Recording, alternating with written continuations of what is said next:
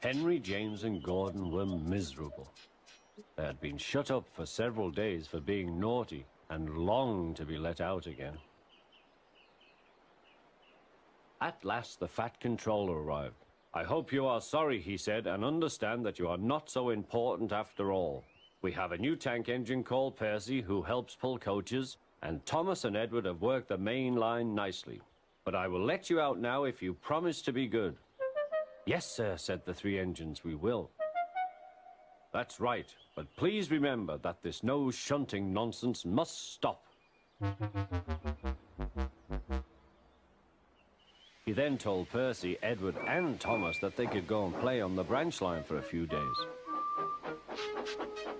And they ran off happily to find Annie and Clarabelle at the junction.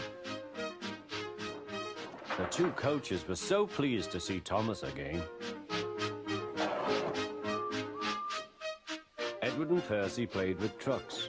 "Stop, stop, stop," screamed the trucks as they were pushed into their proper sidings. But the two engines laughed and went on shunting until the trucks were tidily arranged.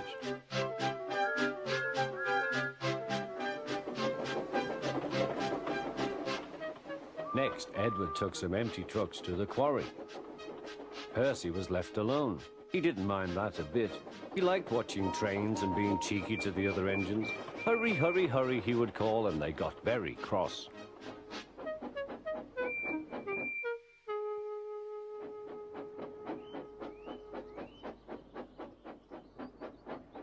After a great deal of shunting, Percy was waiting for the signalman to set the point so that he could get back to the yard. He was eager to work, but was being rather careless and not paying attention. Edward had warned Percy, "Be careful on the main line. Whistle to the signalman you are there." But Percy didn't remember to whistle, so the busy signalman forgot him. Percy waited and waited. The points were still against him, so he couldn't move. Then he looked along the main line. Peep, peep! He whistled in horror, for rushing straight towards him was Gordon with the express. "Oh!" groaned Gordon. "Get out of my way!"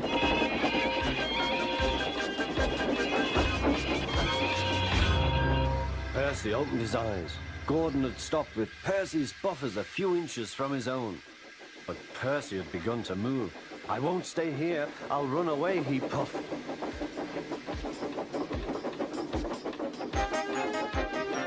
He went straight through Edward's station and was so frightened that he ran right up Gordon's hill without stopping.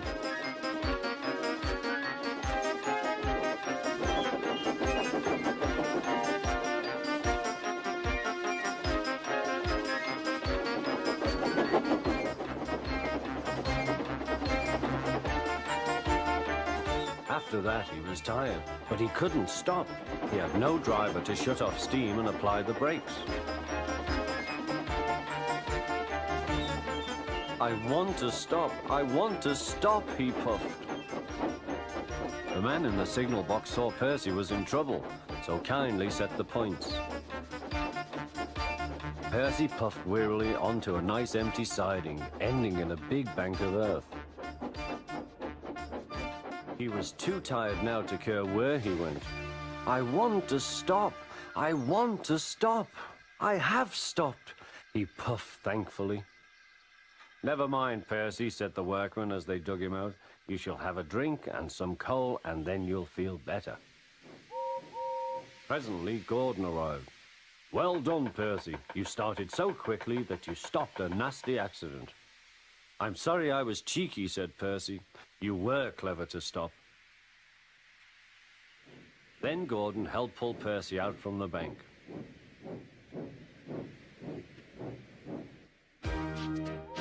Percy is still cheeky because he is that sort of engine, but he is always most careful when he goes on the main line.